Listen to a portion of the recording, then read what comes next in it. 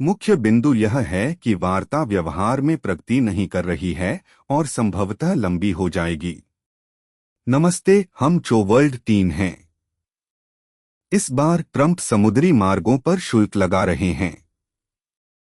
17 अप्रैल को राष्ट्रपति ट्रंप द्वारा हस्ताक्षरित अमेरिका की समुद्री प्रभुत्व की बहाली कार्यकारी आदेश के तहत 14 अक्टूबर से चीनी जहाजों पर शुद्ध टन पर $18 का प्रवेश शुल्क लगाने की घोषणा की गई।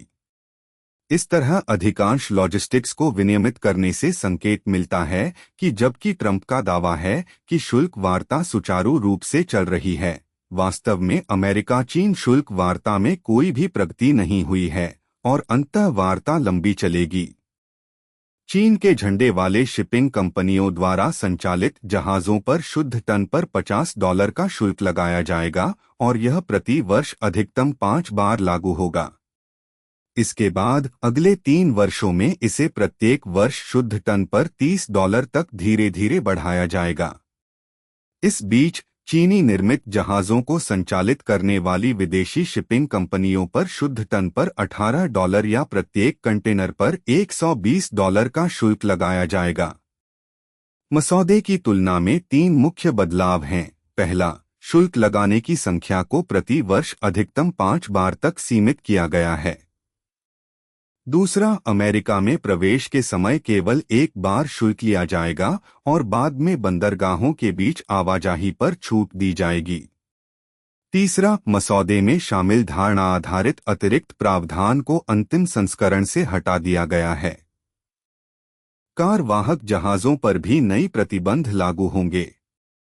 सभी विदेशी पीसीसी पर प्रति सीईयू कार समतुल्य इकाई $150 का प्रवेश शुल्क लगाया जाएगा। कोरियाई प्रमुख shipyard HD Hyundai heavy industries, Hanwha ocean और सैमसंग हेवी इंडस्ट्रीज का निर्माण हिस्सा नगण्य है, इसलिए इसका प्रत्यक्ष प्रभाव सीमित रहने की संभावना है। हालांकि अमेरिका में बढ़ते मुद्रास्फीति और निर्यात कंपनियों के को ध्यान में रखते हुए कुछ शिथिलता उपाय शामिल किए गए हैं। एलएनजी जहाजों पर भी नियम लागू किए जाएंगे।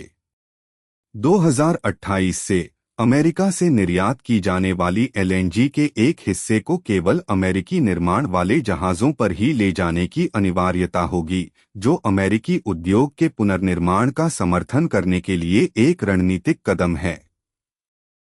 2024 में वैश्विक संचयी ऑर्डर हिस्सेदारी में चीन 71% के साथ पहले स्थान पर है। इसके बाद दक्षिण कोरिया 17%, जापान 5% और संयुक्त राज्य अमेरिका केवल 0.1% के साथ है।